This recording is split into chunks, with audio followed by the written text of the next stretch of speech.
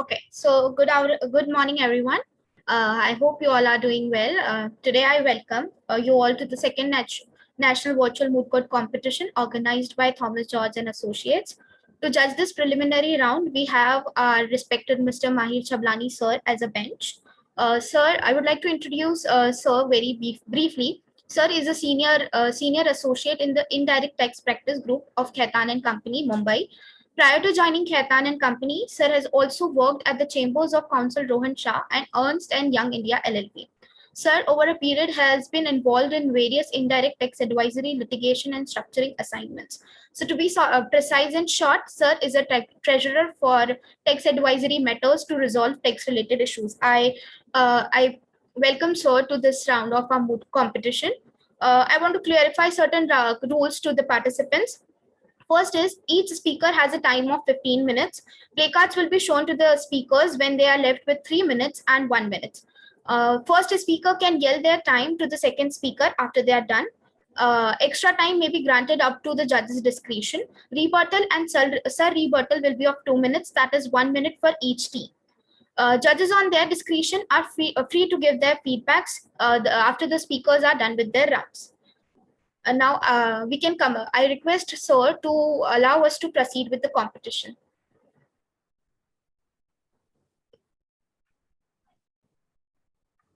Yes, please Thank you, commence the sir. proceedings. Thank you, sir. Participants, over to you. Will the petitioners for the counsel for the petitions address the bench? Yes, sir. Speaker number 1, your time starts now. The petitioner seeks the permission of the court to address the bench as your lordship. Please go ahead. Highly oblige your lordship. May it please the court, my team code is Rubal Kendall and Soni Kachwai, the counsel on the behalf of petitioner in present case, Rainbow, the non-profit organization versus Republic of Replimento. Your lordship, the counsel with the permission of the court want to proceed with the facts of the case. Please go ahead. Highly oblige your lordship. The facts of the case are that Republic of Replimento is the largest democracy in the world with a population of 140 crore, and it is declared, it consists of a people from different religion, different social status, and different economical and socially background. It is declared, Republic of Replimento is declared as a social, secular, and democratic country. For many years, there exists a law in Republic of Replimento which criminalize the unnatural sexual intercourse irrespective of gender, and the said law was condemned at world at large and as against the basic tenets of human rights. The said law was declared violative of Article 14, 15, and 19 of the Constitution by the highest court of Replimento, and the court held that right to privacy is the fundamental right, which is covered under Article 21 of the Constitution. Which judgment was this? K.S. Puttaswamy versus Union of India. And right to privacy is held fundamental right in K.S. Puttaswamy versus Union of India, and decriminalization of unnatural sex was held in Navtej Singh Johar versus Union of India 2018. Go ahead. Please go ahead. Highly obliged, your lordship.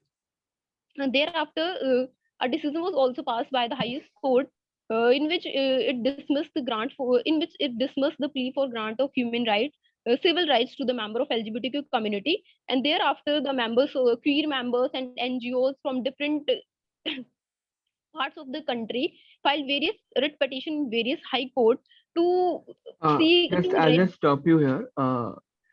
When you say that there was a dismissal, was this a review petition filed in the same case where the decriminalization judgment was pronounced, or was this a separate petition that was preferred?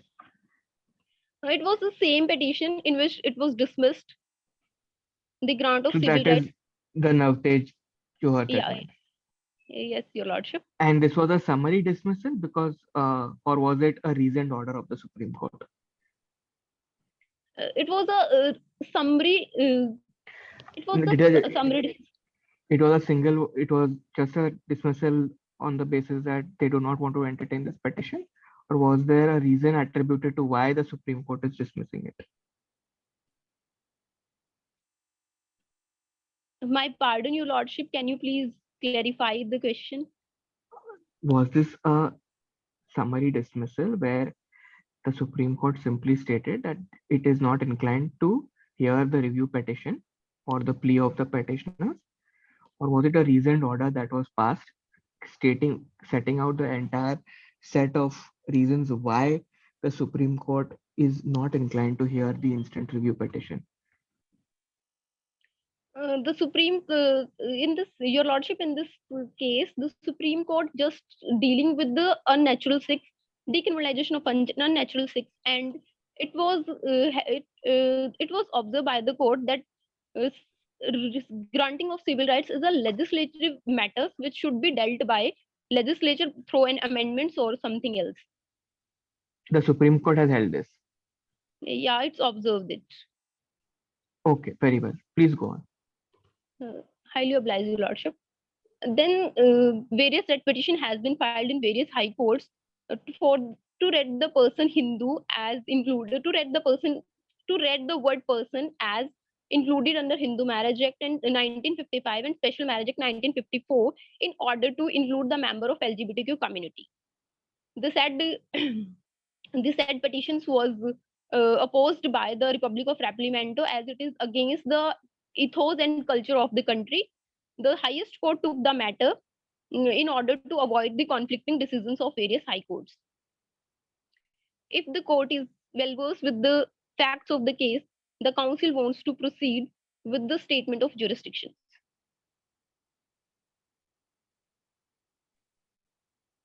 Where are all the petitions pending on the same issue? Which other Before courts? various high courts. Before various high courts, and they have issued notice to the parties, and the parties have filed counters. Is that correct? No, The Union of Rapimento has filed counter affidavits in the matter pending before the other high courts. Indeed, Your Lordship. Very well. Please go on with the submissions. Your Lordship, the highest court has jurisdiction to try the case according to Article 139 of the Constitution, which basically deals with transfer of cases under certain circumstances. It says that when a petition is involving substantially same question has been pending before various high courts or before a Supreme Court and High Court, the High Court may suo motu or an application made to it by the parties can withdraw the case from various high court and try it accordingly. And in the present case also the various writ petition has been filed in various high courts. The Supreme Court took the matter because it is a general importance and because the question involved in the case is of a general importance, and the Supreme Court therefore took the matter and try it according to Article 139 of the Constitution. If the court is well versed with the jurisdictions of the case, the council would like to We have proceed taken with suo motu cognizance of this and we have transferred the petition. So we are fine on the issue of maintainability. Please go on with your submissions. Highly obliged, Your Lordship. Your Lordship, the council is hereby dealing with the issue dealing with four issues. First issue is whether or not the Hindu Marriage Act 1955 and Special Marriage Act 1954 can be read in a manner to include the member of LGBTQ community. The second issue is whether or not the civil rights can be granted to the members of the said community. The third issue is whether or not custom tradition form an exhaustive court as contested by Republic of Rapimento. And the fourth issue is that whether or not members of said community can be allowed to marry as per the rituals of their respective religion. Issue number first and second will be dealt by me, and my co-counsel will deal with issue number third and fourth. With your Lordship's permission, the council hereby go with the argument relating to issue number first. Issue number first is whether or not Hindu Marriage Act 1955 and Special Marriage Act 1954 can be read in a manner to include the member of LGBTQ community. Your Lordship, the council hereby submits that the provisions of Hindu Marriage Act 1955 and Special Marriage Act 1954 can be interpreted in a manner to include the member of LGBTQ community The Hindu Marriage Act 1955 specifically contains the provisions relating to constitution and dissolution of marriage among Hindus, Jain, Buddhists, etc. The provisions of Hindu Marriage Act has not clearly prohibited the same-sex marriage. The legislature has used gender-neutral terms which can be interpreted by the court to include the member of LGBTQ community. Your Lordship, the Council has submitted that Section 5 of Hindu Marriage Act, which contains 5 essential conditions for a valid marriage, and it merely speaks that a marriage may be solemnized between two Hindus on fulfillment of certain conditions. The word true Hindu has a very broader contention. It is not specifically says that two Hindu includes only a Hindu male and a Hindu female. So it can be interpreted to include the member of LGBTQ community. The council would also like to go with other provisions of the act, like section 10 of the act, which deals with judicial separation. This section says that party to marriage can file for the judicial separation under certain circumstances or on the grounds which has been mentioned under section 13 of the act. So the word here in section 10 is also used, the parties to marriage. The party to marriage has no specific meaning. It can be interpreted to include the marriage of lesbian to gay or LGBTQ community. Your Lordship, it is submitted that the act does not provide gender specification, no definition of bride, bridegroom, and no specification that there needs to be a bride and bridegroom for the marriage. The bride and bridegroom term has not defined anywhere in the act. It can be interpreted to include the member of LGBT community. Likewise, it is also contended that the act can be Just pause here. Just pause here. There's something that I want to need you to address. When you say that a term is not statutorily defined, and section 5 of the act does employ the word bride and bridegroom, and it uses them in a distinct manner. It does not use them broadly. It's very specifically has used them that the bridegroom has completed the age of 21 years and the bride has completed the age of 18 years at the time of marriage. There are also other places where, for instance, in section 7 and in section 7 where the legislature has employed the word bride and bridegroom. Am I audible? Yeah, you are audible. Yeah. So when a legislature has used a term and it has used it distinctly and it has said it is not something which you can conflate with one another, how do you sort of address that? How do you intend on addressing that when the term is undefined in the statute and it is clearly the terms bride and bridegroom are not interchangeably employed? They're very specific in certain cases where the legislature has, with applying its mind, used the words bride and bridegroom. So in that case, if the term is undefined, how should we interpret the term bride and bridegroom? Your Lordship, there are many instances in the past where sorry to interrupt, but 3 minutes are left. Your Lordship, I will clear it in my further submission. Can I proceed with other submission? Yes, please go ahead. Your Lordship, the Council wants to go with the provisions of the Act which talks about the judicial. The Council hereby go with the provisions of Special Marriage Act also, which contains the gender-neutral terms and does not specifically recognize heterosexual unions. Only a section 4 clause C of its Special Marriage Act talks about male and female words. Otherwise, the whole act does not contains any provisions which specifically prohibits the inclusion of LGBTQ community in the SAD Act. And the SAD Act was also enacted by the legislature for the purpose of removing for the purpose of eradicating the social evils which was prevailing in the society, like intercaste marriages, interreligious marriages, which was permitted by Special Marriage Act 1954. This act can be interpreted by the court to include the member of LGBTQ community. It is submitted that section 4 of Special Marriage Act provides that between any two person may be solemnized under this act. The word any two person has very broader contention and it can include the member of that community. Court Master, can we give the Council for the petition another 5 minutes additional? Yes, sir. Sure, sir. It's your decision. So So it's 3 minutes that were left. So now it must be around 2. So she has 7 minutes more to address the bench. Highly oblige, Your Lordship. Please go ahead. Your Lordship, the Section 5 also, the word any two person has been used under Section 4 of the Act, which can be interpreted by the court in a broader contention to include the member of LGBTQ community. Section 5 also talks about that the parties who are intended to marriage can give a notice for the marriage to the registrar. The person, the word here is used as the intended person to marriage. Intended person maybe can be the two gays, two lesbians, and can be interpreted in a broader contention. Your Lordship, this shows that in legislature in its wisdom purposely choose to use gender neutral terms instead of gender specification terms, thereby enabling the court to interpret the statute according to needs of society and to cover the members of LGBTQ community.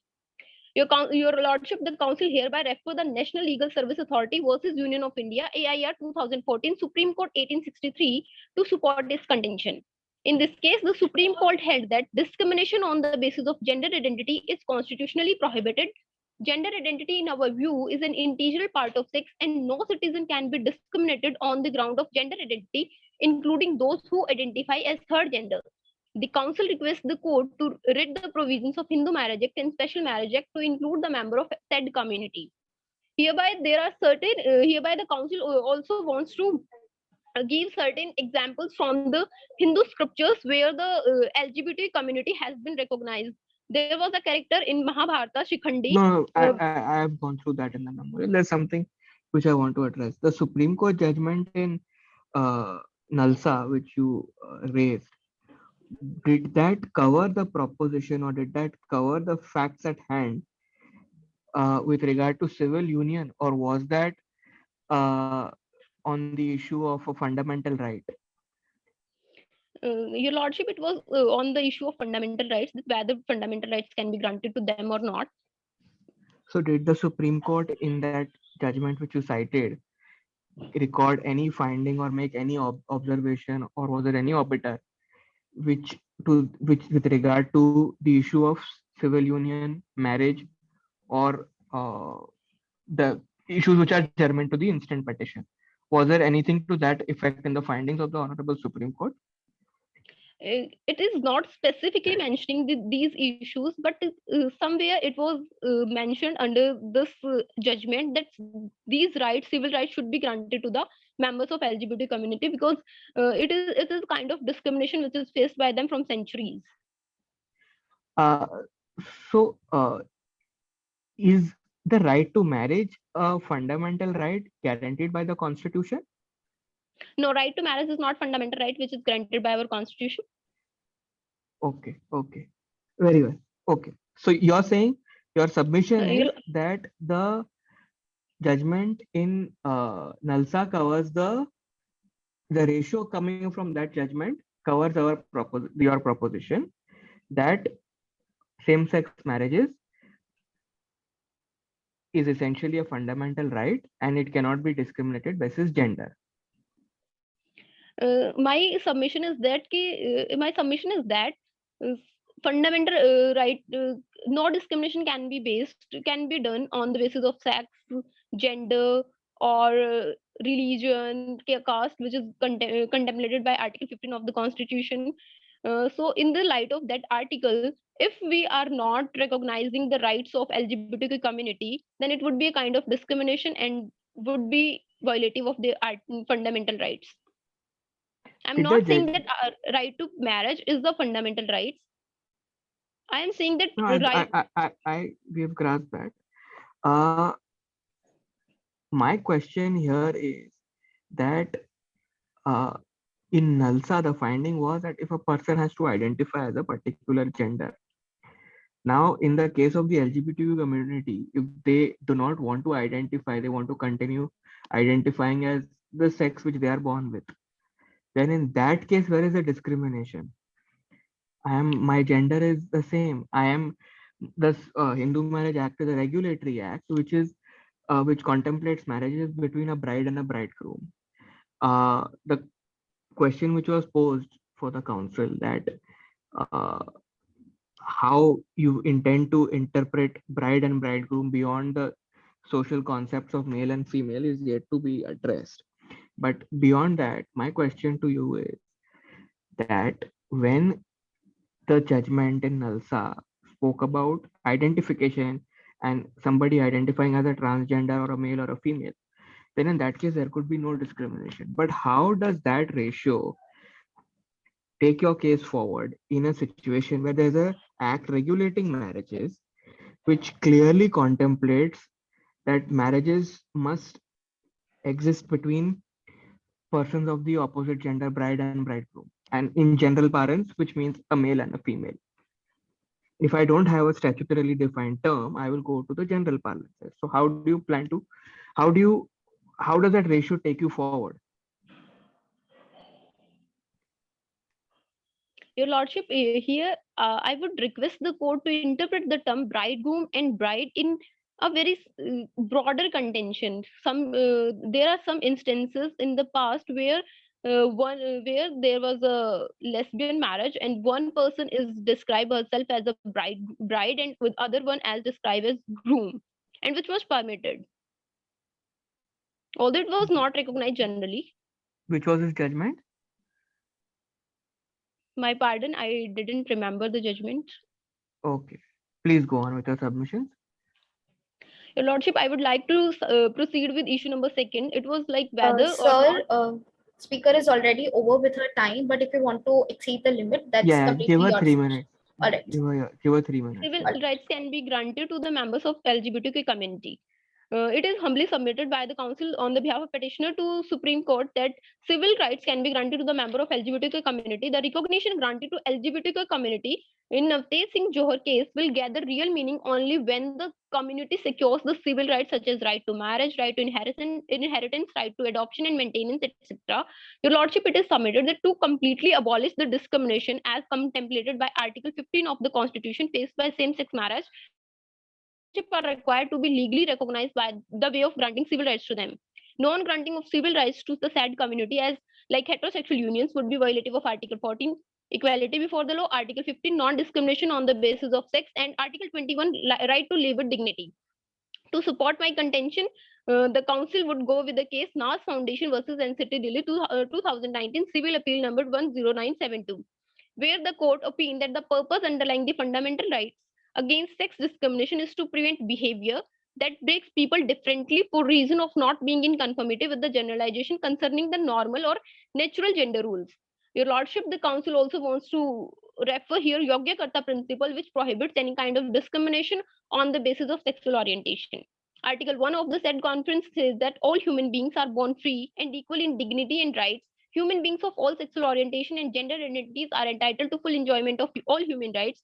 And Article 24 says that everyone has a right to found a family regardless of any sexual orientation and gender identity.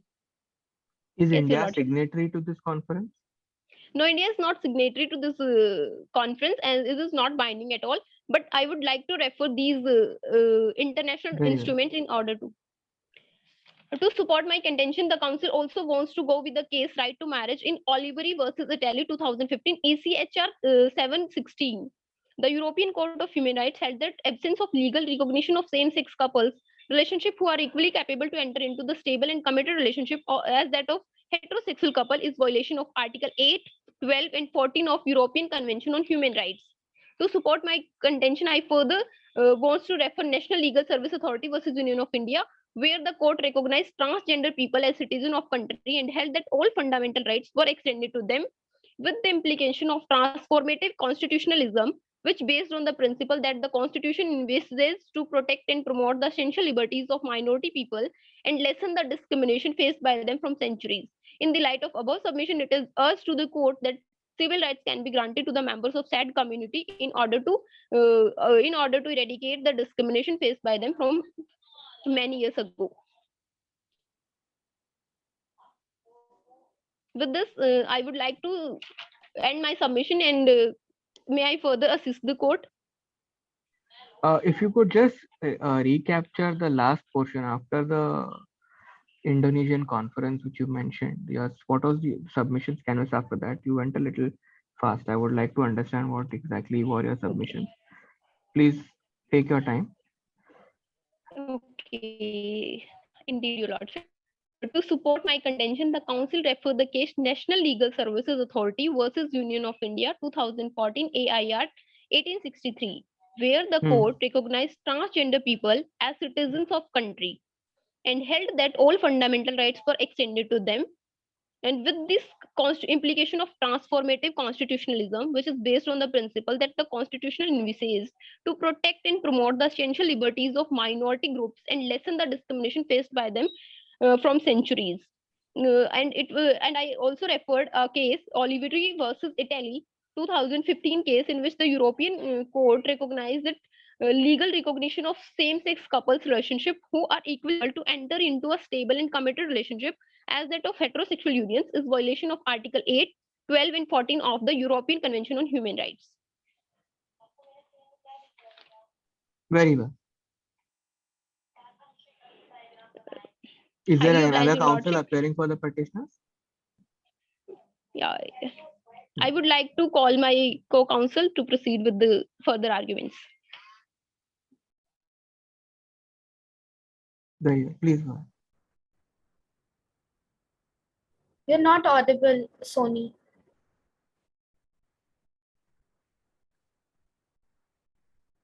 Still not audible.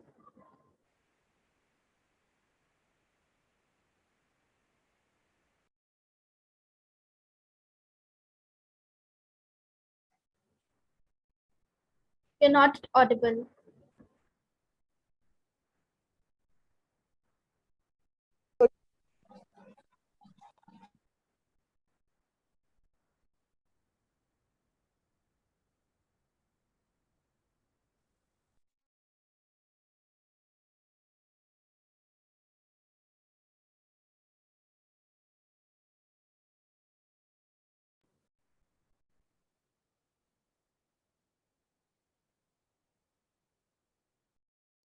So is she audible to you? No, her frame has frozen in my Yeah. system. If she could rejoin, and I think it's because of She the left. yeah. Sorry for the inconvenience, sir. No problem. Hello. Yeah, you're audible. Please switch on your camera.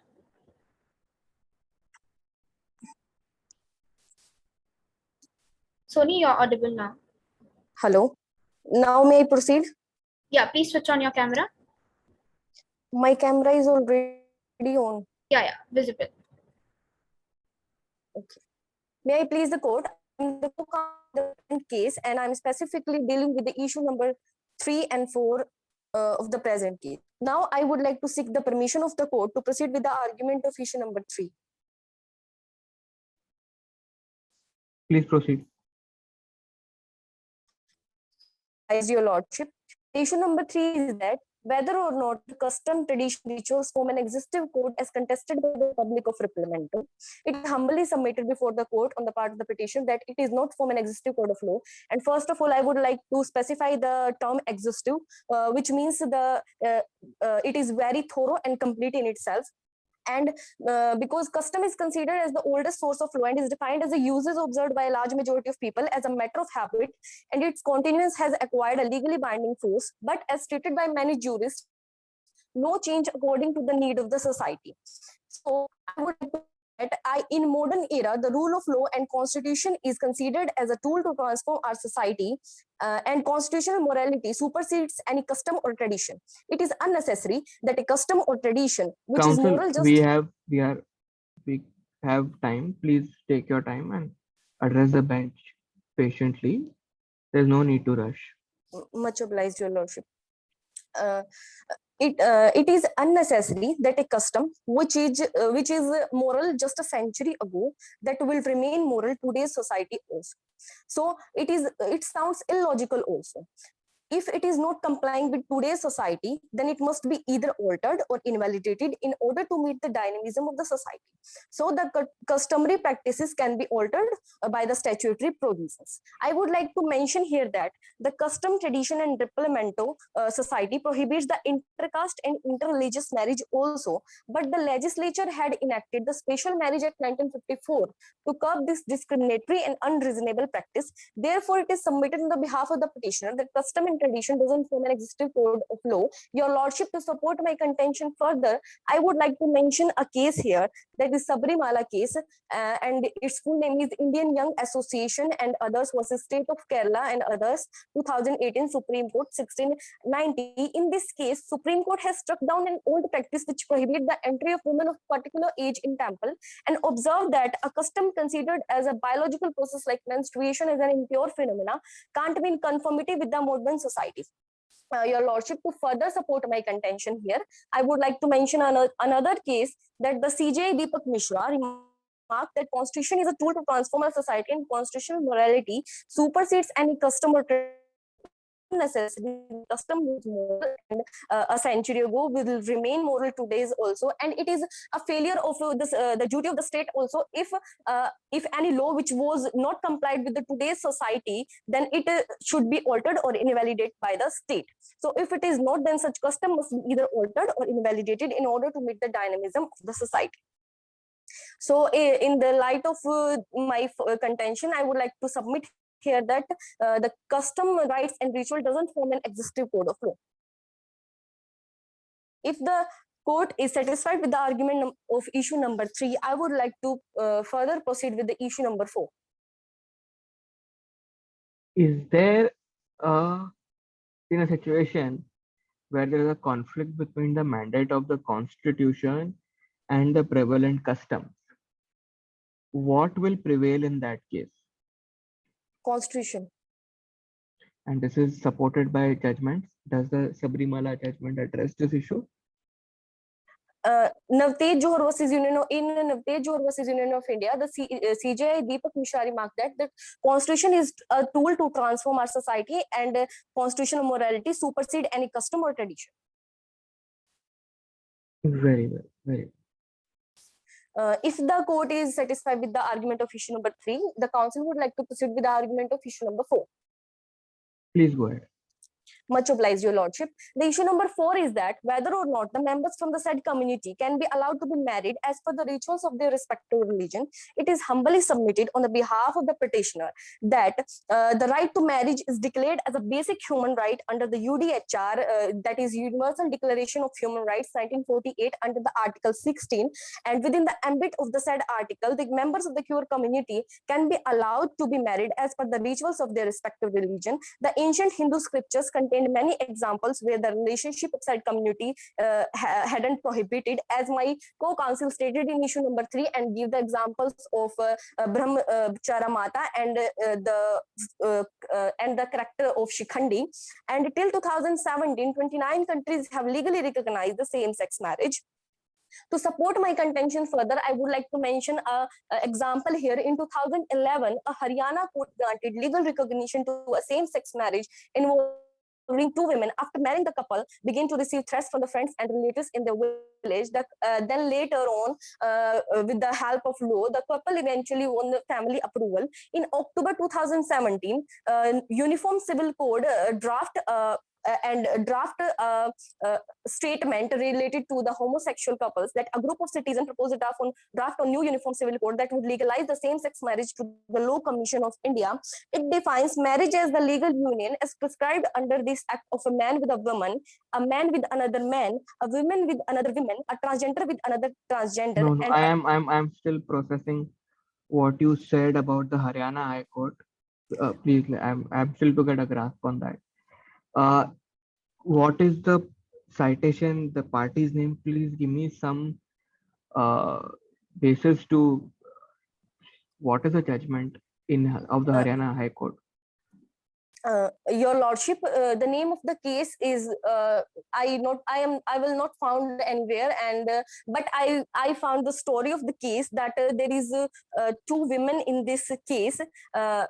in this case, and they both are childhood friends, and one is act as a bride in this marriage, and other is act as a bridegroom in this marriage, and their marriage was held in the Gurgaon in Haryana, and they grant the police protection was also given to them, and in 2011 the Haryana court granted the legal recognition to their marriage.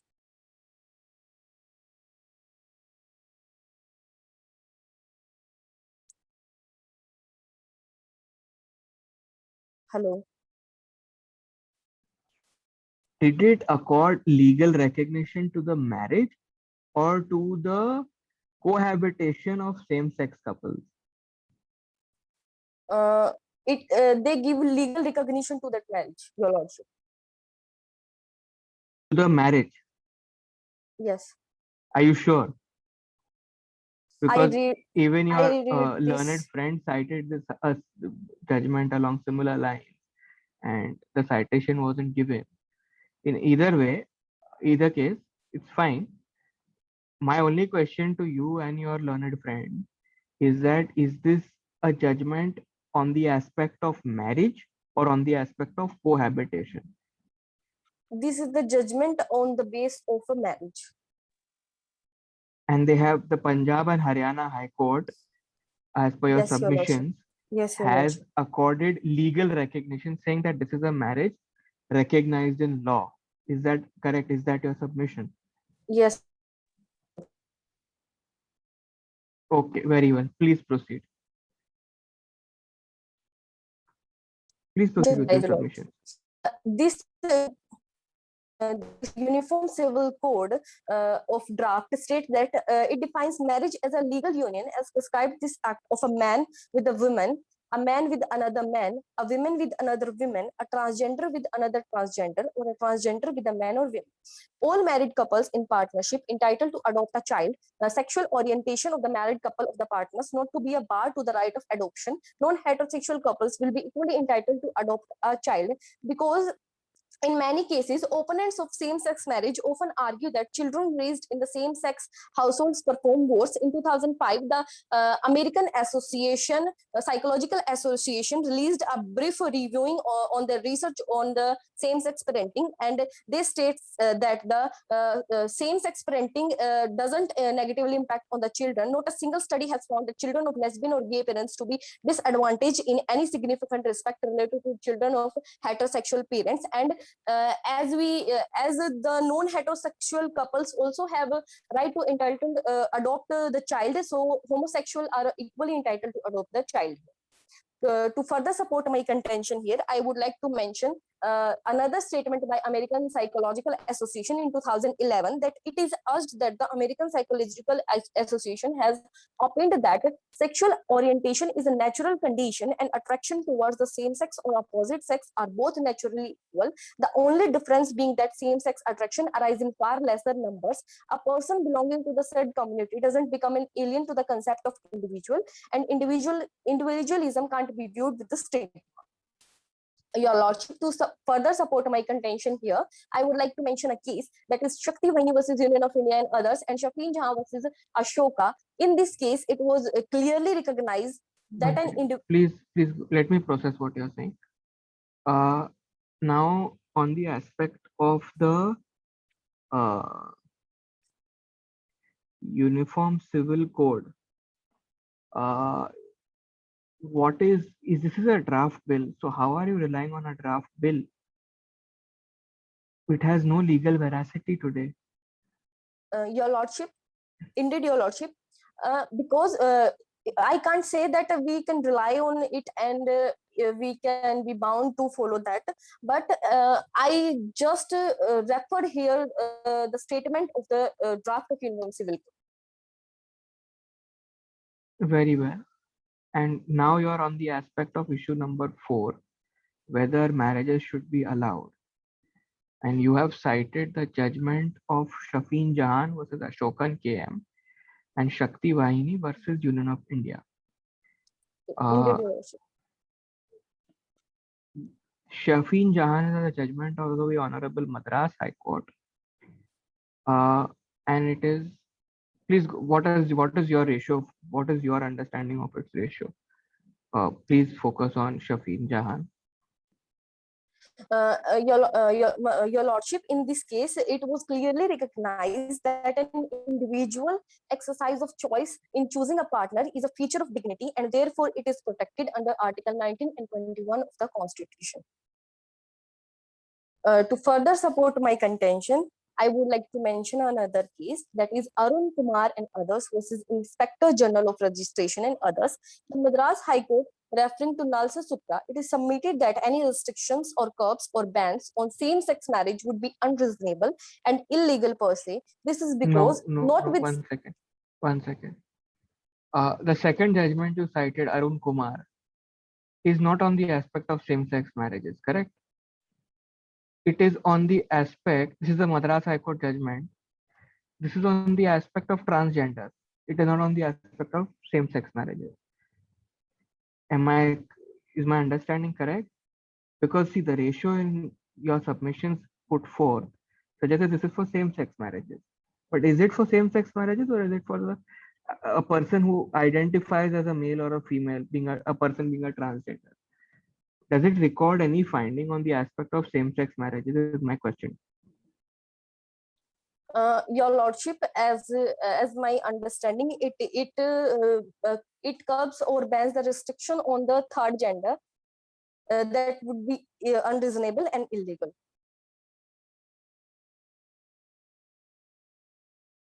My understanding of the ratio is that the registrar had declined to issue them a certificate under Section 7 of the Marriage Act in Tamil Nadu, and basis that, and one of the individuals involved, that is the petitioner, was in fact a transgender who identified as a female. So it is there where they cited, I believe they relied on Puttuswamy, and they said it would be legal. But it did not record any finding on marriages of the same sex, where both individuals identified as their respective sexes, a male and a female and a female. So there was no finding in with regard to that, is what I understand. If there is any para in that judgment which you want to specifically rely on, please let me. Please put In forth. this case, Before council proceed, I just wanted to remind 3 minutes left. Yeah. The legal, in this case, the legal infirmity in the unequal treatment meted out to sexual minorities in access to the institution of marriage. There also exists no credible basis of scientific evidence or expert opinion which supports the exclusion of homosexuals from access to marriage. This is a Madras High Court judgment. Indeed, your lordship.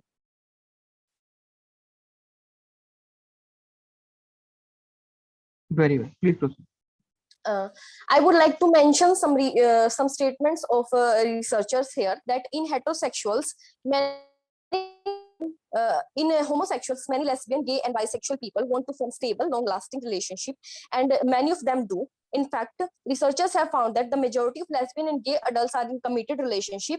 Many couples have been together 10 or more years. Scientists have found that the psychological and social aspects of committed relationship between same-sex marriages and heterosexual couples are similar. And like the heterosexual couple facing the problems in their marriage, same problems are faced by the same-sex couples, like issues concerning intimacy, love, loyalty, and stability, and they go through similar processes to address those issues.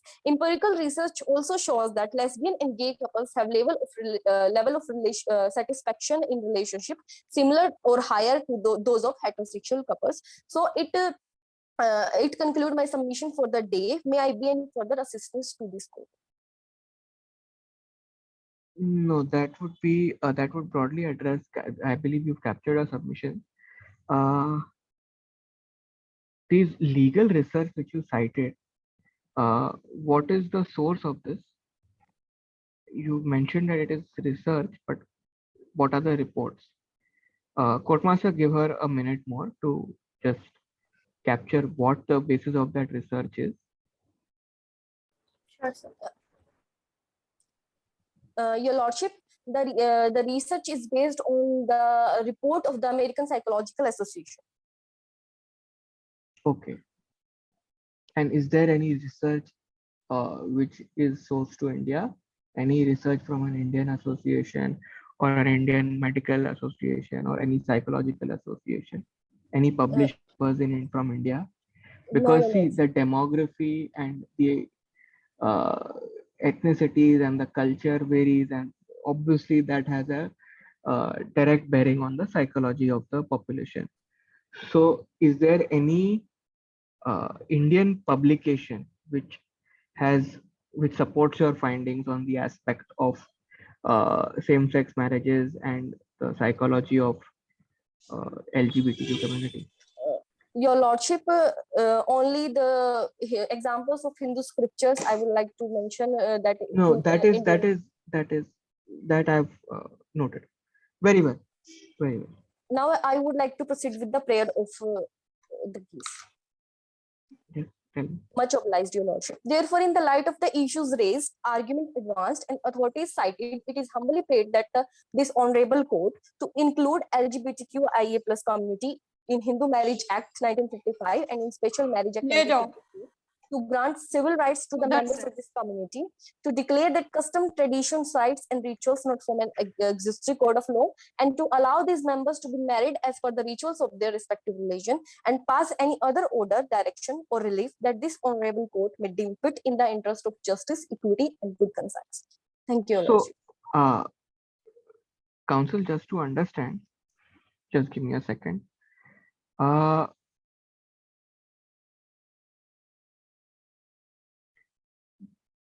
See, I will just circumscribe the scope of this court. This court is not in a position to specifically include or amend a definition clause. We cannot, the judiciary cannot encroach on legislative power. So the first prayer of including something in an act is beyond our power. Indeed, Your Is there any alternate prayer that you would like to cite in place of prayer 1?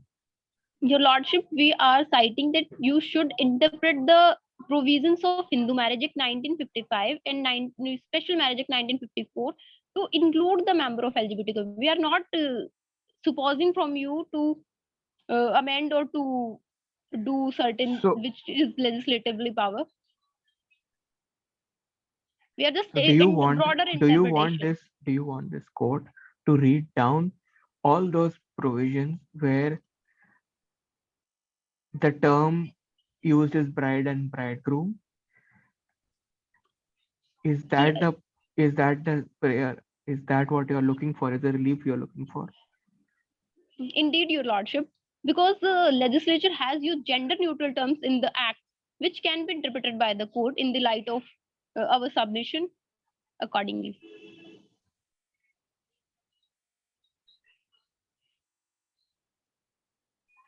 Very well.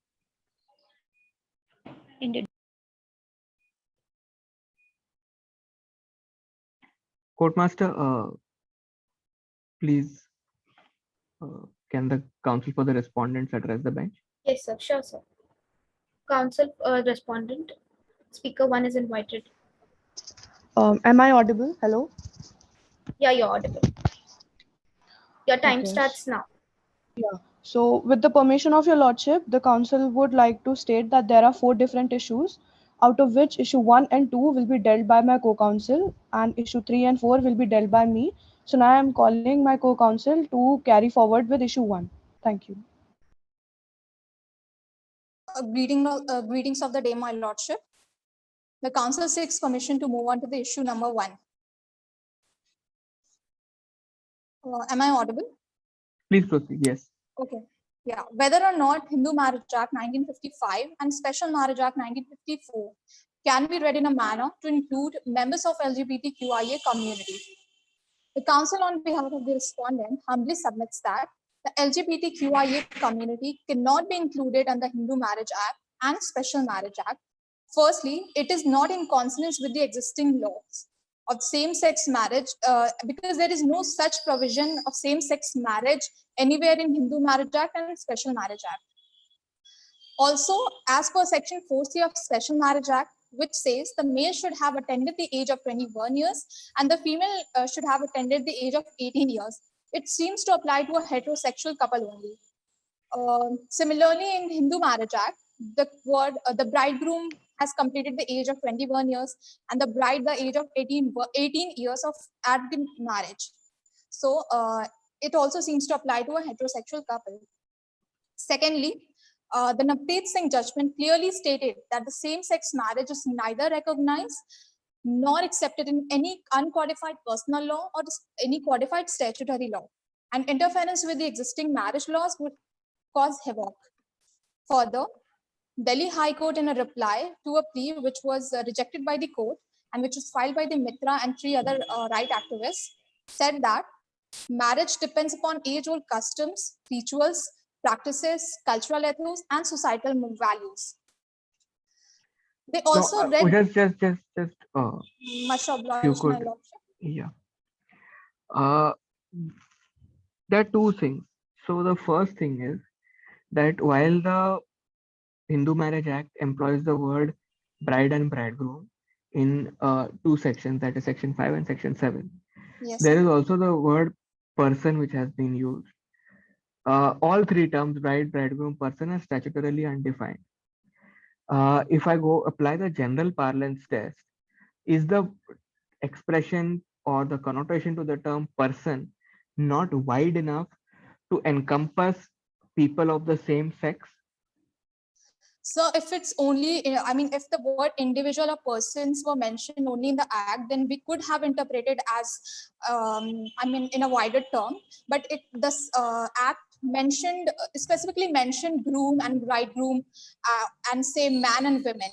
So of course, I mean, they are gender specific. The terms bride and bridegrooms are gender specific in that relation. In bride and bridegroom are, I can perhaps, I'm not expressing a view so far at this premature stage, but let's go past bride and bridegroom. It also employs the word person. So what is the legal basis of saying that the term person has to be narrowly construed to mean a person, two different people which belong to different genders? But my thank you for the question, my lordship. But lordship, if only the word person or individuals had been mentioned in the act, then we could have used and we could have interpreted in a way in a wider way, where we could have included the meaning as men or women. But here in this act, they have also mentioned bride and bridegroom, which says gender. I mean, which connotes gender specific term. So how can we ignore that fact?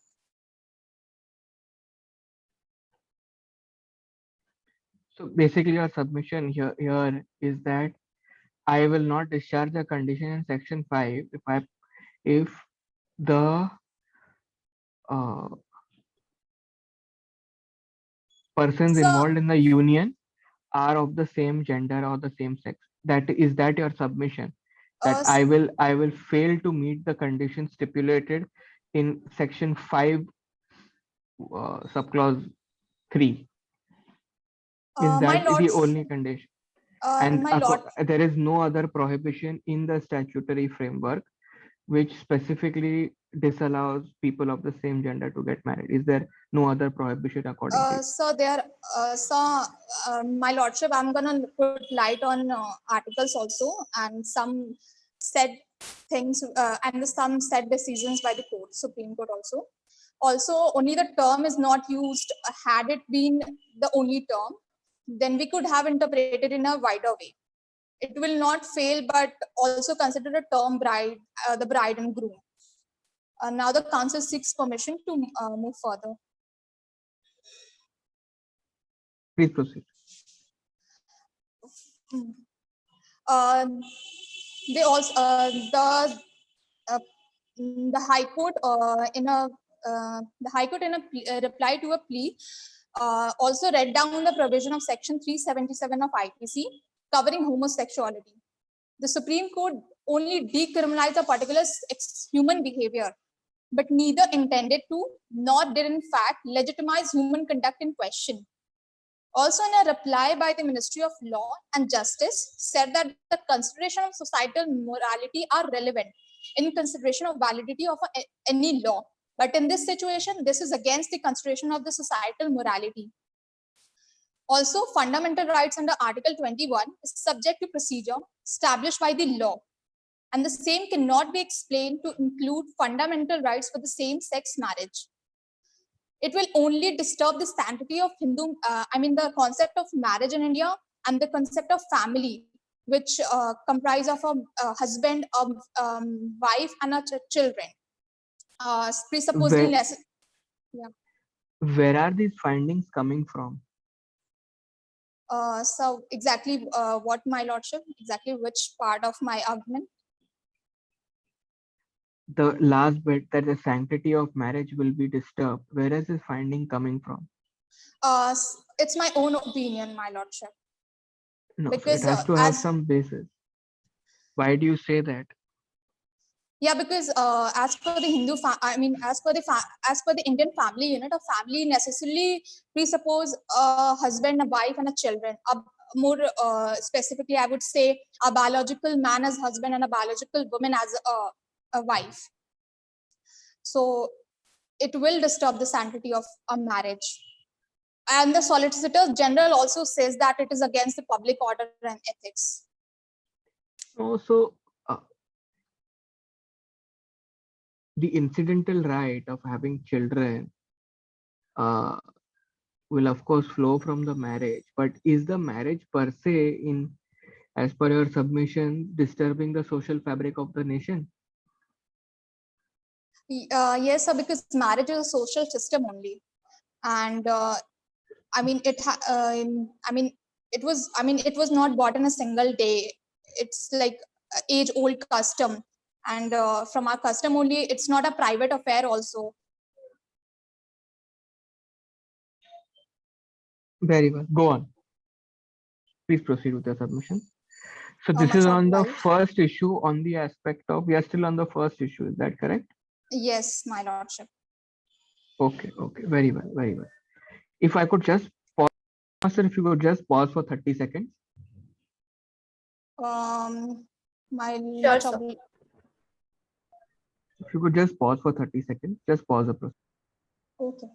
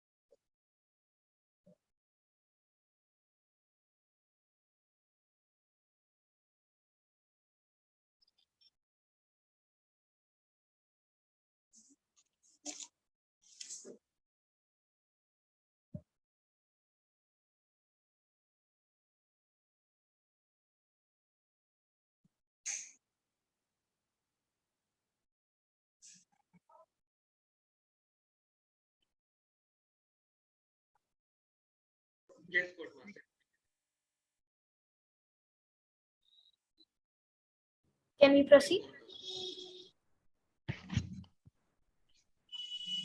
Can we proceed, sir? Yes, we can proceed, please. Apologies for the interruption. Please go on. Now the council seeks permission to move on to the second issue. Please go ahead. Whether or not civil rights can be granted to the members of the community. The council, on behalf of the respondent, humbly submits that the civil rights must not be given to the members of LGBTQIA community, as it would be in violation of the existing codified laws and uncodified personal laws.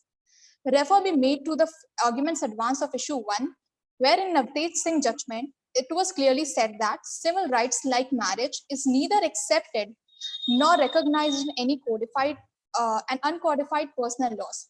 And any interference with the existing laws would lead to havoc among the people. And also fundamental rights under Article 21 is subject to procedure established by the law. Counsel, could you And- please take me to the relevant para where it says Uh, that there would be havoc? yes, my lordship. It's there in the I don't want I want the exact para where the Honorable Supreme Court has said that this would result in havoc and they cannot interfere in it. yes, my lordship. You may take your So- time, it's not an issue. So it's written in the last line on the first page of memorial. In the judgment. Okay, in the Counsel. judgment.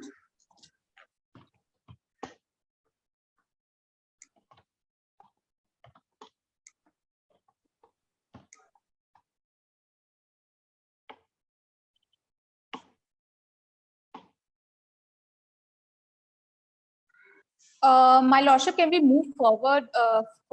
Can we move further, more forward? Then only, Very I well. mean, yeah, and I'll Very well. search and get back to you Very during the arguments. During the arguments of my co-counsel. very well. Please go ahead. Also, fundamental rights under Article 21 is subject to procedure established by the law and cannot be expanded to include the civil rights of the LGBTQIA community.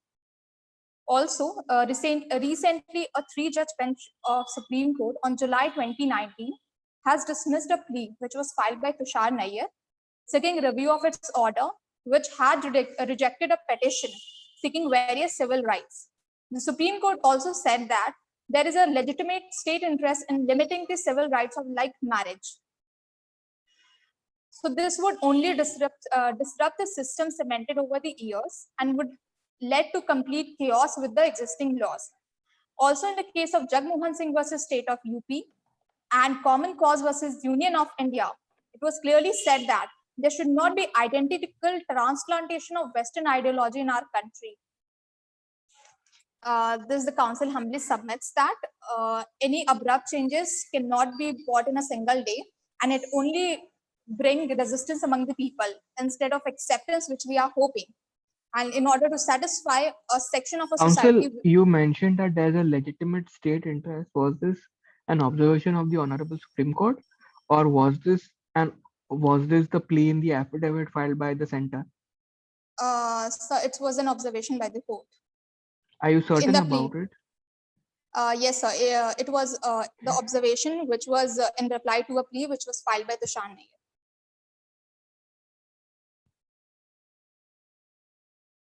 So the Supreme Court made a statement that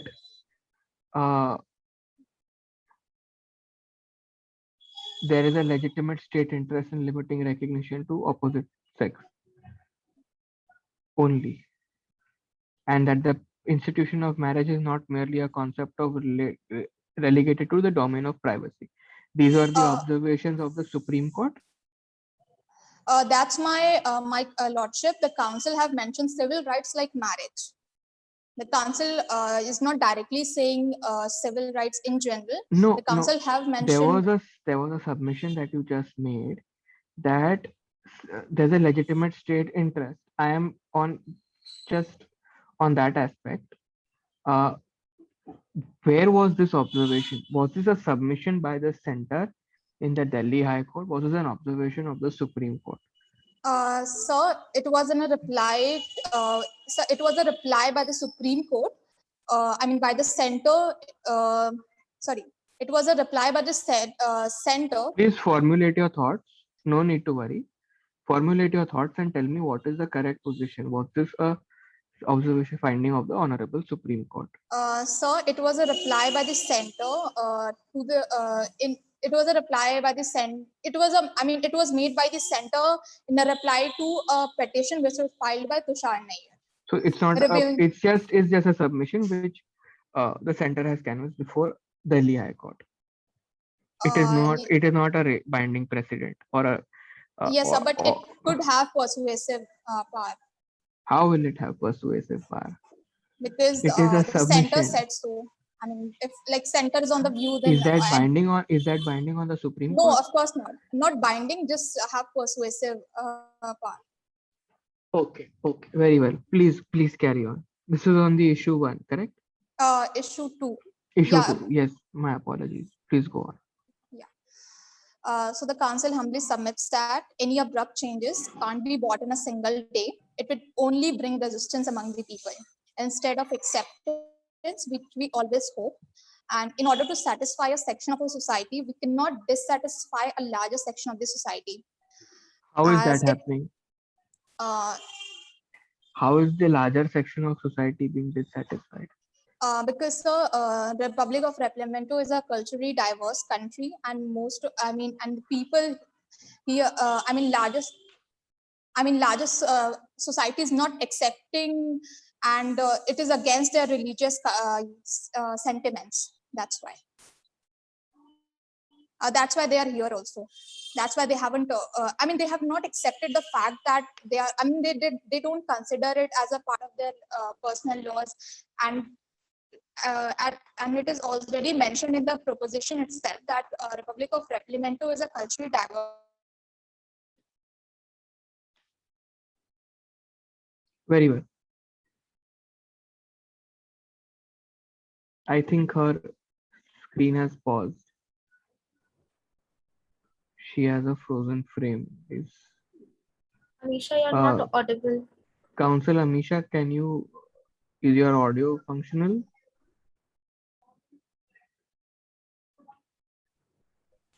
I think there is an internet issue at her place. She has just left the meeting. Could we please wait for 5 minutes? Yeah, we could. Uh, We could wait. thank, Yes, thank you, she's Lordship. back. Council Amisha, Uh, is there any further submission that you would like to finish your argument? No, my lordship. The council humbly submits that the civil rights must not be granted to the LGBTQIA community based upon the stated arguments. Very well. Now, Council, the council will further take the issues and prayer.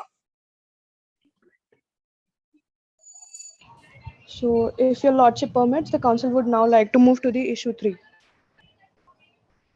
please go ahead. Okay. So, issue 3 talks about whether or not the custom, traditions, rites, rituals form an exhaustive code as contended by the Republic of Replemento.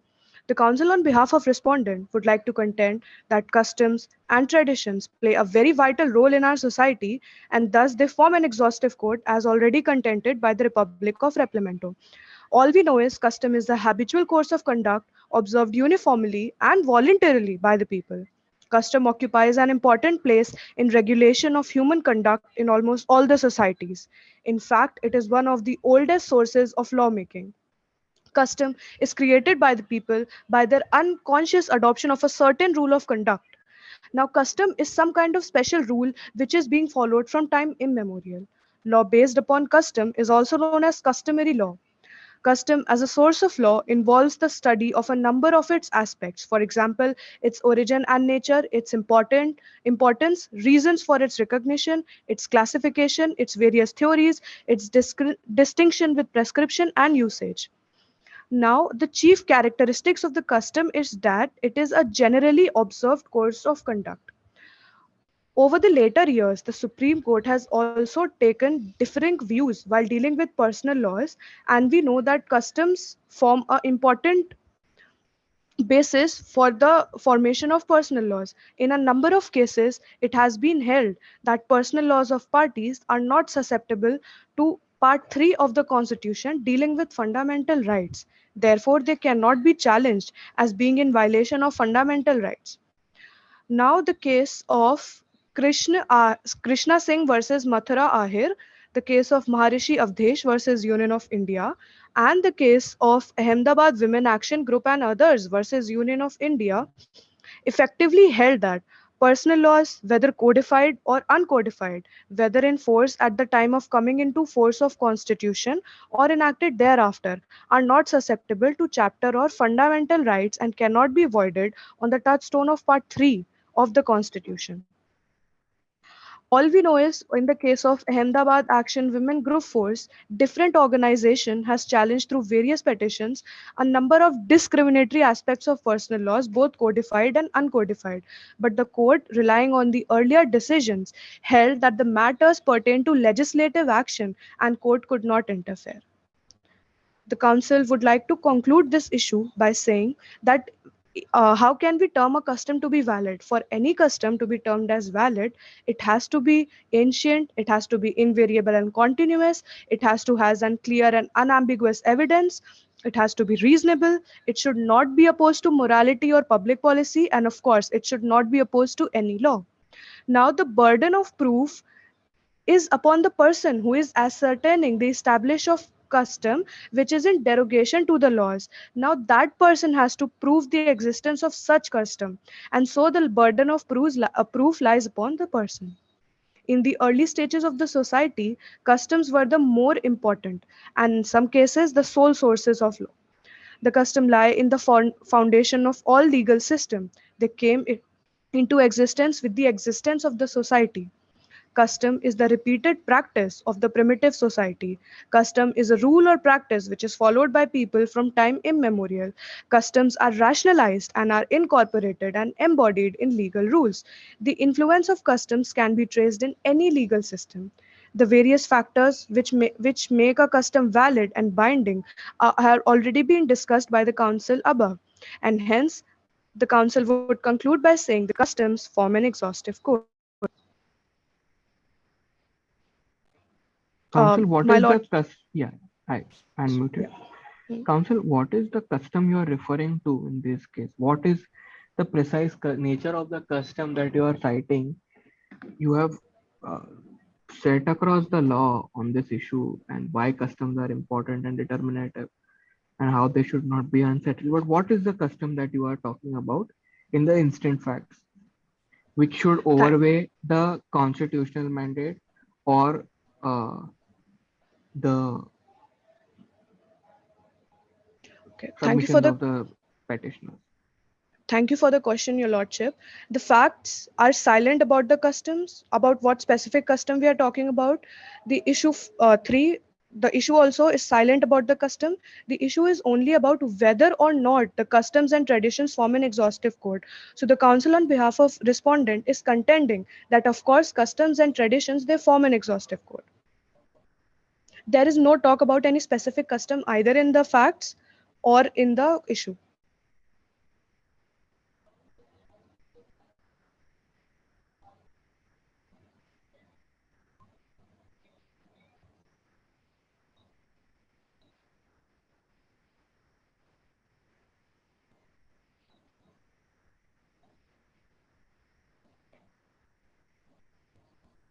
Council, if you could repeat your last line. Am I audible? Yes. I wanted to say the facts are silent about what type of custom is being talked about. Even the issue itself is silent. The issue only reads whether the custom or traditions form an exhaustive code, and the council on behalf of respondent is contending that yes, customs and traditions, they form an exhaustive code. There is no talk about any specific custom either in the facts or in the issue.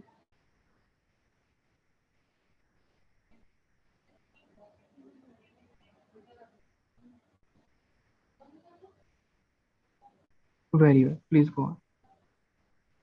Please proceed. Your Lordship. So shall I move to the next issue? Issue 4, yes. Much oblige, Your Lordship. So issue 4 is whether or not members from the said community can be allowed to get married as per the rituals of the respective religions. The council on behalf of respondent humbly submits that the members of the said community must not be allowed to get married. India's Solicitor General, Mr. Tushar Mehta, has always taken a stand against the legalization of same-sex marriage. He has told the Delhi High Court that our laws Our legal system, our societies, and our values do not recognize same sex marriage. Marriage is considered as a sacrament, it is pious, that is between two heterosexual people. The legal system, the society, and the values, they never recognize same sex marriage. It was further contended that the Navtej Singh Johar judgment merely decriminalizes homosexuality or lesbianism. It does nothing more, nothing less. The center had also told the High Court that there is a legitimate state interest in limiting recognition of marriages to opposite sex couples. All we know that marriage is not a private affair because it invokes the age old customs, rituals, practices, cultural ethos, and societal values of India. Hence, it is not a private affair, and that is why there is a legitimate state interest. The recognition of same sex marriage is not in consonance with the Indian family concept of husband, wife, and children. And of course, it essentially goes against a solemn institution between a biological man and a biological woman. It also stated that the marriage between two individuals of same sex is neither recognized nor it is codified under any statutory law or uncodified personal law. It is to be further noted that the question of whether to not legalize same sex marriages is not under the purview of courts. The courts cannot create a new right through the process of judicial adjudication. It is added that it is for the legislature to decide on the question, and hence the petitioner's pleas are totally unsustainable, untenable, and misplaced. Counsel, is there any specific prohibition as Your on date? Lordship, you're not audible. Am I audible now? Yes. Counsel, when you say that we cannot create new rights, uh, is there any prohibition today against this right? Uh, Your Lordship, against which right? The right to Against, marriage? I'll rephrase my question. Is there any prohibition against the union or the marriage of two same-sex couples as on date expressly mentioned in any law? Your Lordship, thank you for the question. There is no express prohibition, but also there is no explicit allowance to get married to the same-sex couples. There have been pleas to legalize same-sex marriages, but it has not been yet decided by the Supreme Court. And they have always turned down the petitions, of course. Has that happened more than once? The council seeks ignorance, pleads ignorance, because the council knows about one case wherein the petition was turned down. Very well. Courtmaster, if we can commence the rebuttal.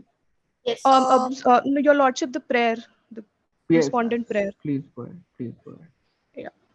So, counsel, on behalf of the respondent, humbly prays before this honorable highest court that, in light of the facts presented, issues raised, arguments advanced, and authorities cited, the honorable court may be pleased to adjudge and declare that the Hindu Marriage Act 1955 and the Special Marriage Act 1954 should be held in their pious value and, of course, should not be interpreted or amended to include the members from the LGBTQIA++ community.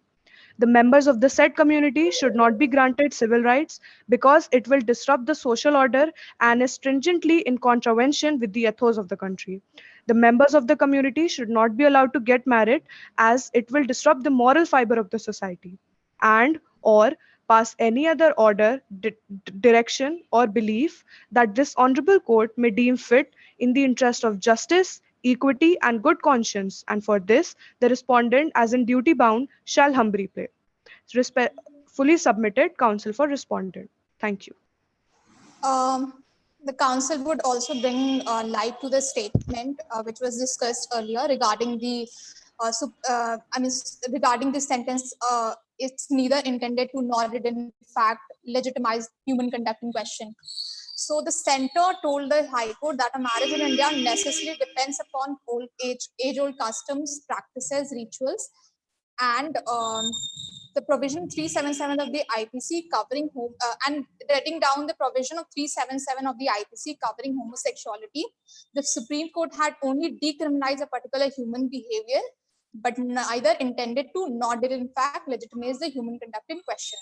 So it was the center who told the Delhi High Court that this judgment is neither intended to nor did in fact legitimize any human conduct in question. So counsel, what you are saying is you are adopting the submissions canvassed by the center before the Honorable Delhi High Court. Yeah, Delhi High Court told the center told the Delhi High Court in a reply You to are the plea, adopting which was those filed. identical submissions. For the persuasive thing was only. Very. Yes. Very. Courtmaster, can we commence the rebuttal? Yes, sir, we may proceed with rebuttal. Each team has 1 minute. There will be no extension in this. So please already- formulate. It's your discretion, sir. Yeah, there will be no extension in the rebuttals. Please keep it very, very precise, and please don't rush. I'm going out of the strictures of the court and I'm advising you all, please don't rush. I have to comprehend whatever you all are saying. So keep it brief. There will not be any extension. Just focus on whatever points you all want to address from the other side. Please go ahead. I believe counsel one for the petitioners will start. Please, Counsel Rubal, please address the bench.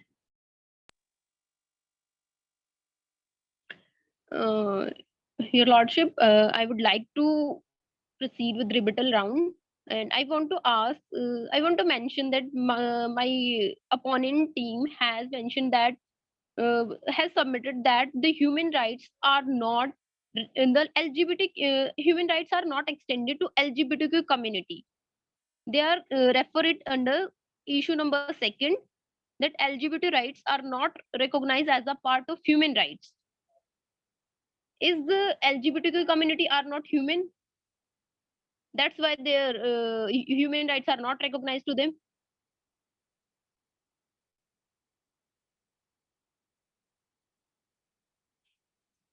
Please go ahead. I've got your point. Please go ahead. And it also mentioned that the provisions of Hindu Marriage Acts and Special Marriage Acts cannot be interpreted in a manner to include the member of LGBTQ community. It submits that there is not explicit provisions which legalize the same-sex marriages or which recognize the LGBTQ community rights. I would like to contend here that there are no explicit provision which prohibits the same-sex marriage. Only Section 4 clause Special Marriage Act, which the council intended to the court to declare it as an unconstitutional because it is violative of Article 14 and Article 15 of the Constitution. So there is no Time up explicit for provision. rebuttal. Give her 30 seconds more. Sure, sir. What were you saying? Just finish that much only.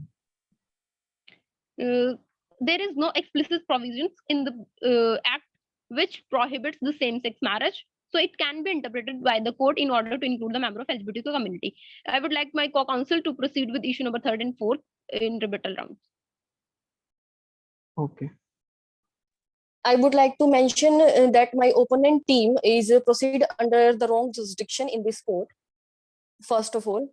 And I would like to mention a line that was used by the opponent team in the issue number 1, that is the line, the male and the female word is used. And they claim that the homosexual can't be included in it, but there is not a word is used at the place of the, so we can't say that the homosexuals can't be included in it because the word is referred to one or more person, unlike the article A, and that males who intended to marry a male or a female. मेरे को chat दिखते हैं आप लोगों के, तो please आप देख लीजिए.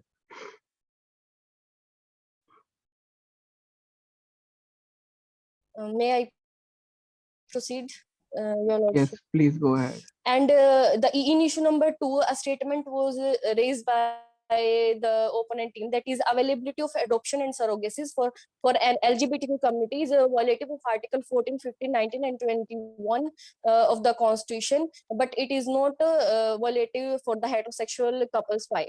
No, why? No, I didn't get. I wanted to recapture. You take another minute. What was the argument of that word the?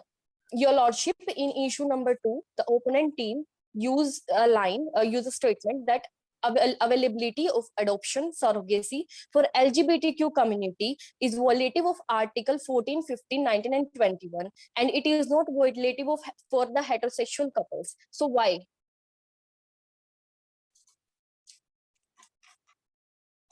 Okay. Go on. The time up for counsel. Let her finish her the closing argument. Give her 30 seconds more. Counsel Soni, please continue.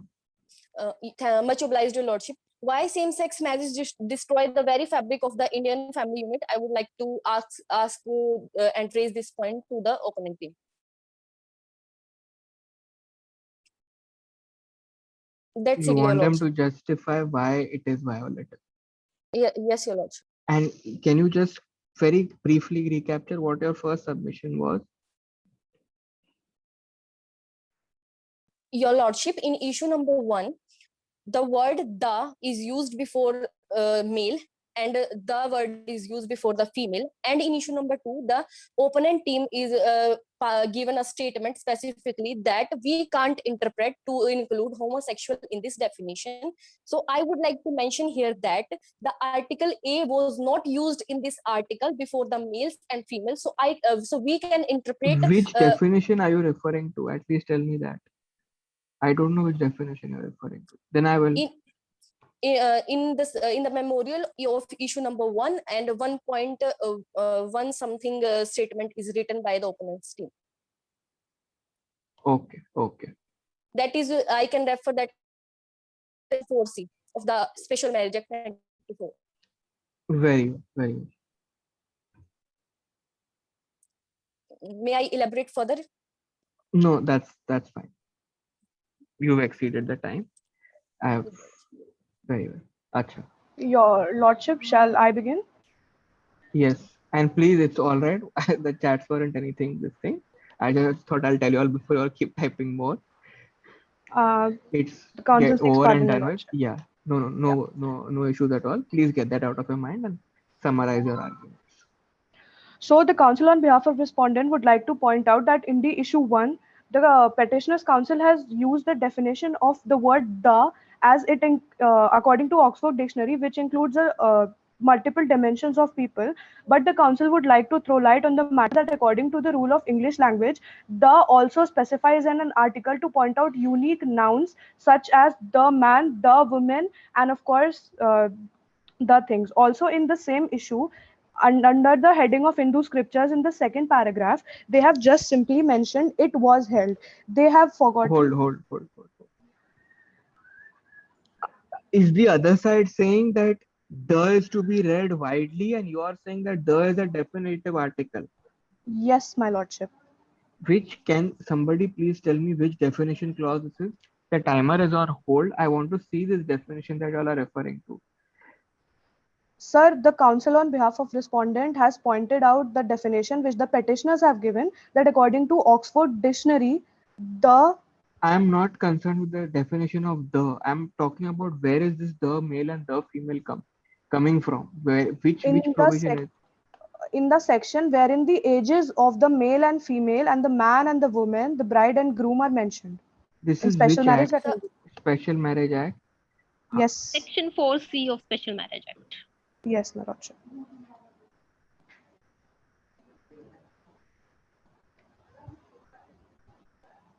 Please just keep the timer on hold. The male has the. So what is the connotation that I would first like to understand what is the respondent's contention. What does the word the connote in 4C of the Special Marriage Act? So, sir, respondent would like to point out that according to the rules of English language, the is a definitive article which specifies to a unique person. So, if it is written the man, it specifically means the man. And if it's written the woman, it specifically means the woman. Also, if we talk about Hindu Marriage Act, if it's written before the bride, that means specifically the bride because it's a definitive article. That is the contention of respondent. Okay. What was the next submission? 1 minute So, from now. sir, you are not audible. Your lordship are not audible. What is your next submission? It's Yes. 12:27. We will end in 30 to 45 seconds. Yes, your lordship. So the respondent's second contention is that in the same issue, under the heading of Hindu scriptures, in the second paragraph, the council has forgotten to mention from which case they have taken that paragraph. They have not cited its source. It only says it is held that. We don't know from where it has come. Which para is this? In the memorial of the petitioners?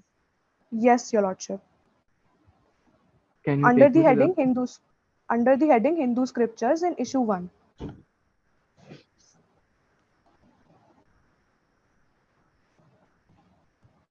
There is no source cited for that. No, I'm looking at the petitioner's memorial. Issue 1.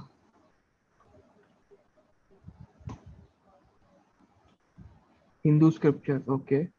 Second so paragraph. what it is ruled that any discrimination. Yes. So where it on is the- ruled, what is the source of this? They have not cited. Who has ruled this? What is this judgment? So we can ask them right away. Council Rubal, Council Soni, is there any basis for the submission?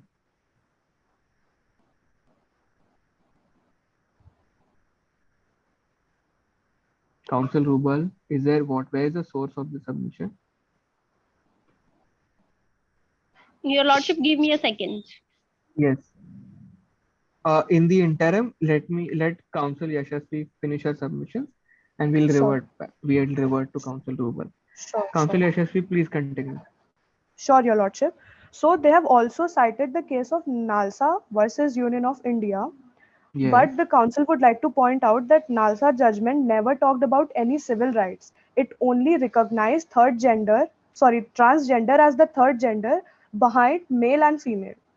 There was no talk of the civil rights in that case, in that judgment. Moving on to the next issue, the petitioners have cited foreign case laws. The foreign case laws are not applicable in our country because of the completely different culture and society of them and ours.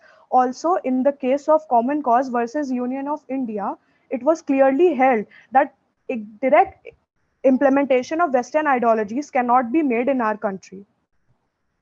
In the same issue, the petitioners have mentioned about Yogyakarta principles. The respondent would like to point out that India is not a signatory to that Indonesian thing, and hence it has also no applicability in our country. Sorry, India. Yes, it has no applicability in our country. When you Moving say on, foreign jurisprudence cannot be cited, if there is no jurisprudence in India, and if suppose I get your point that there is no the cultural disparity, but how is there a cultural disparity when there's a decriminalization in both countries? If they cite a judgment from the United States of America, which has also largely decriminalized same-sex marriages, and Your in Lordship, India also there is a decriminalization. So why can't I adopt the ratio from there? Your Lordship, the council never said that we cannot cite. The council said that it holds no value. It is baseless because of the cultural diversity. The cultural diversity lies that in the present country we are talking about is a religious country. The history of Hindu personal law is more than 5,000 years back. The Muslim personal law is almost 1,500 years old, and hence it cannot be compared to any of the law or any of the else country. We cannot like change it in a day. We are different from them, from other countries. We have our own morals and ethics, which are of course different from the other countries. Exactly those laws cannot be implemented in our country. Of course, the council never said that they cannot be cited. Very well. Okay, so moving on to the next issue, the petitioners have cited that custom is the oldest form and hence they are to be done away with. Now, the counsel from the respondent would like to point to the fact that the six-fold test of testing whether a custom is valid, the topmost is the antiquity of a custom. The oldest the custom is, the more valid it can be held. Also, custom in an elected way is only known as law. Your Lordship, I will take just Counsel, 30 your seconds more. time is already up. Your Lordship, I will take just 30 seconds more and wind up my pleadings. Just 30 seconds more. But you've covered everything, right? What else do you have to say? The council just Your Lordship, just 30 seconds more. Okay, go ahead. Yeah. So in the issue 4, the petitioners have referred to the draft. Now the draft is only proposed and it has not been held or any judgment has been given by Supreme Court. So this cannot be held as a valid source to form arguments. And again, the case of Shakti Vahini and Shafeen Jahan, in both of the cases, it was held that the right to choose a partner is a matter of privacy. But both the cases were in the case of heterosexual couples. Shafeen Jahan and Shakti Vahini were not the cases where homosexuality or same-sex marriage were discussed. Also, the petitioners have used the case of NAS Foundation. Now, it must be brought to the fact that NAS Foundation case was overturned by Kumar case. Hence, it holds again no value in the court because the case is overruled and it holds no other value. The council would like to conclude by saying this.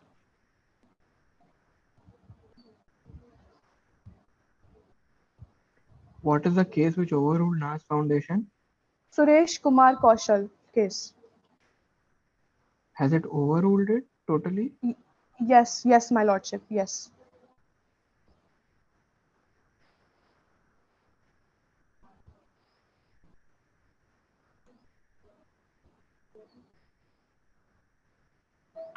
Also, the judgments of the Madras High Court that they cited were not entirely heterosexual, right?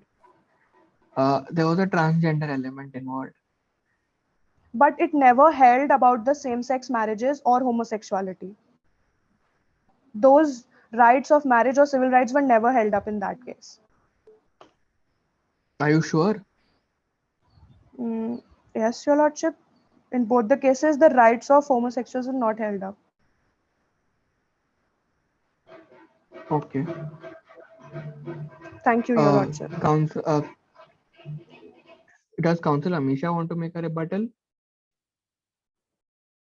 No, sir. My co-counsel have already covered all the facts. Very well. Counsel Rubal, Counsel Soni, anything to say? There was that element which the counsel for the respondents pointed out that there is no source Your to that lordship. document. Can we Yes, have that indeed, your raised lordship. There are many cases, Supreme Court is in which it was held that sexual discrimination on the basis of orientation is violative of Indian Constitution, like NAS Foundation versus NCT Delhi, and Navtej Singh Johar versus Union of India also is a case where it was held that discrimination on the basis of sexual orientation is also violative of Indian Constitution and right to privacy.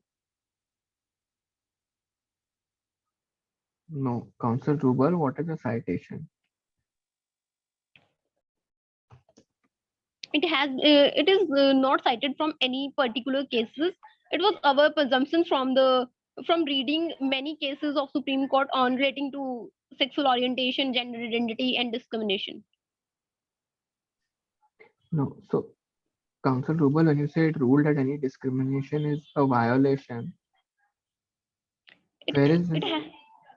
Are you referring? So is it okay? It's fine. Whatever is written is fine. My only question is: are you referring to Hindu scriptures? Are you referring to a line of precedence? Where is this being derived from? This line is not derived from any Hindu scriptures. It has been derived from judicial precedents. That any discrimination is a violation of the Indian Constitution. Any discrimination on the basis of sexual orientation. Very well. And on the aspect of which the counsel for the respondents invited our attention to that the judgment and NAS Foundation has been overruled. Is that an accurate submission? It is not totally overruled. In Suresh Kaushal case, the decriminalization of Section 377 is held to be violative of customary practices or customary laws.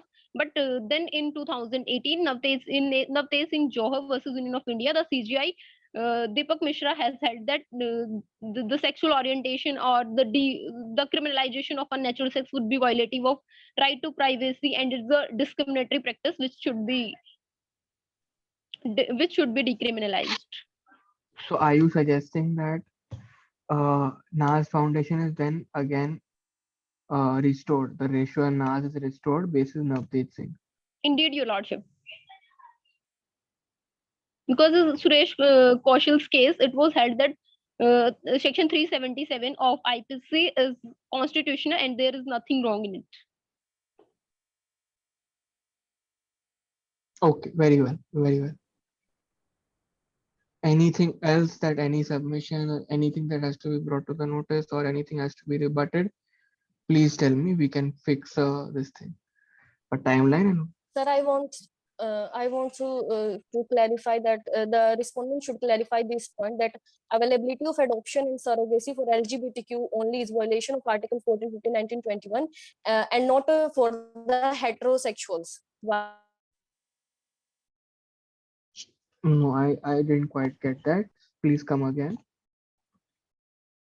Your Lordship, in issue number 2, the respondent states a line that availability of adoption, surrogacy for LGBTQ only is violation of Article 14, 15, 19, and 21, and is not violative for heterosexual. They are specifically mentioned this line in issue number 2. Why they mention this line? Why it is violative for only LGBTQ community? Counsel for the respondents, Your Lordship, I would like to answer that question. Can I? please go ahead. Your Lordship, these are the lines that were in the plea by Tushar Nayyar, which he made to the Supreme Court, in which he said that why are these rights violative? Why are these sections violative if the homosexuals, they practice the right to adopt and surrogacy? The counsel on the respondent side has forgotten to mention a line that says that these were the lines of the plea by Mr. Tushar Nayyar, and it was overturned by the court. The plea was not upheld, it was turned down. No, so I'm sorry. This is, are you saying that you want to rectify your memorial? Is that what you're saying? Your Lordship, I want to say, the counsel wants to say that the lines, they are lines from the plea by Mr. Tushar Nayyar, which he filed before the court. The court turned down the petition. So Due to paucity of space, there was a page limit. The counsels could not explain fully that why this petition was turned down by the court. The counsel here is clear, wants to say that the statements was the arguments given. The statements which were given in the memorial is the arguments by the Tushar Nayyar, the plea, and which was clearly upheld by the Supreme Court, saying that it's not discriminatory in nature. May I That's ask the all. counsel in which case the Supreme Court has upheld that these availability of surrogacy and adoption is not It's not talking violating? about case. It's not talking about any case. If the opponent counsel see the above mentioned line, it's a plea by Tushar Mehta, and the court in a reply to that plea, rejecting that plea, the court said so. The court Not said a that case. It's not a case. It's not a One case. second. It's a you plea. are saying that court has upheld that, or you are saying that court has ignored that? We court didn't has say that turned upheld down. the case, turned down the plea, rejected the plea. This is what we turned meant. down the plea. That it has rejected the plea which asks for surrogation and adoption right by Tushar Nayyar. So the court has turned down that plea, this plea. They have rejected this plea. So it can be called Saying that the availability of surrogacy adoption cannot be violative of any of the provision of the yes, constitution. if they are rejecting that plea, that is implied that they don't think that it's discriminatory in nature. Yeah, it is implied that non-availability of these rights will be violative yeah, of yeah. Okay. provisions No, of my Very well. constitution. No, no, opponent no. Wait, This counsel, is wait, you are not becoming getting the fact. this wait, is wait, Not becoming a getting it. debate. This is becoming a debate. I got what you all are saying. This is okay. Okay, I understood. Your Very well. lordship, I also want my counsels to opponents counsel to clarify that LGBTQ rights cannot be recognized under human rights. How can they You say asked that them or that question. Uh, They have not responded.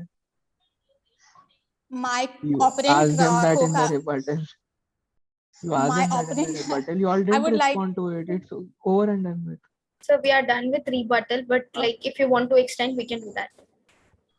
No, but it was raised in the first instance. You all didn't respond to the counsel of the petitioner. Do you all have a valid argument to defend that? Yes, your This is lordship. the last bit, huh? There is Yeah, no yeah, your yes. extension lordship. beyond this. Your lordship, the council would like to Council, say. council, Rubal had raised this in the first round of rebuttals. This was never addressed specifically. This is a final opportunity. Make it crisp and short as to why I all saying that it is uh, an issue. The highest courts of this country where the petition is being filed and Huh. the ethics and the center and the government and the people of this country do not consider LGBTQ rights as human rights. That's what the council has contended. Okay, very well. Done. We've already exceeded by 45 minutes. So I think it was a very, very, very engaging session. I'll just quickly give my comments. And after that, after the session ends, I'll update the relevant marks on the Google Drive. Is that all right, Courtmaster? Yes, sir. So I'll just take a Thank minute you for more. your time, my lordship. Yes. And thank you for your time, my lordship. Yeah. I'll just very quickly give my feedback. It's 12:44. We'll finish in 1 minute. See, there are three things. Please don't put in submissions and extracts that have no legal basis and that are submissions of somebody else that are being reproduced like it's a case law. What Tushar Mehta, the learned ASG, said for the Delhi High Court is not a binding precedent. So please structure it that way that these are the submissions which we are adopting. Please ensure that there are citations everywhere. It is not possible for the judge to keep verifying the veracity of each statement where it's coming from. There has to be citations for everything that you all are doing, whether it's a report, whether it's a submission, whether it's anything. If it's a foreign jurisprudence, please make citations.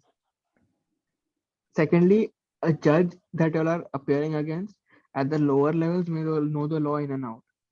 In the future, and I hope all of you all get that opportunity, when I'll argue before a high court, the high court will not know every provision.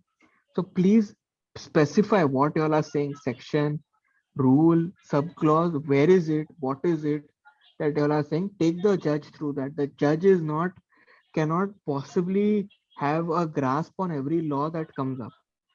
So please specify we are referring to section 5 or section 4 of the Special Marriage Act or section 5 of the Hindu Marriage Act.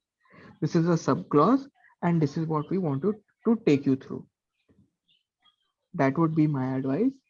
And the third thing is please set up a proposition that you all are giving to the judge. You all have made submissions and they are extremely well drafted considering the page limit and everything that is there. They're extremely well drafted. But please set up a proposition and then take the judge through the provision, the case laws. Otherwise, when you tell a judge, this is what I'm saying, this is what the judgment held, he is confused. He doesn't know what to take away from it. So you tell him, I want to say this. This is my proposition. This is the legal basis. This is the judgment. Don't just run him through provision. But besides that, I think all of you all spoke extremely well. I think the confidence, the quality of arguments, It was very engaging. That is why the session has gone on for 45 minutes over time. So thank you very, very, very much. I wish you all the very best. Thank you for participating. Thank you for your time. And please take care. And I wish you all the best in your careers. Thank you very much. Thank you very much, sir. Thank you, my lord. Thank you very much, sir. Thank you very Moving much. And I towards would the- also like to thank the court master and my co-counsel. Moving towards the end of this session, thank you very much, sir, for joining us here today and giving Yes. your valuable inputs and feedbacks to our participants. I thank participants for their oral submissions and look forward to see you all in the next rounds. We can end this meeting, sir. Thank you. Thank you so much for joining us. I can put it on Google Docs. Is there anything else to be done from Yes, sir. No, sir. You just you need to upload speakers marks on Google Drive. That's it. Okay, very well. It will be done by 12:47. I'll finish it by 1. Yes, yes, sir. Thank you, sir. Thank you, Court Master. Thank you all participants. You all may leave. Thank you, sir. Thank you.